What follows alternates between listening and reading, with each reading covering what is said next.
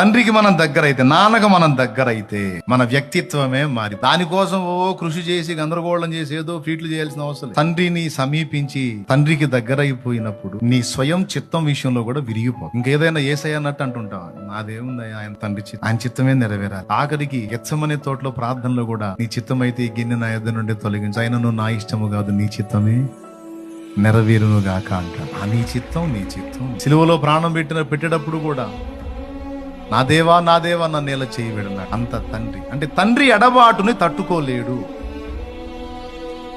మరి ఈరోజు దేవుని సన్నిధికి దూరం అయ్యి ప్రార్థనా జీవితాన్ని కోల్పోయి నువ్వు ఉండగలుగుతున్నావంటే నువ్వు ఇంకా దత్తపుత్రాత్మను పొందేవో లేదో నాకు డౌటు.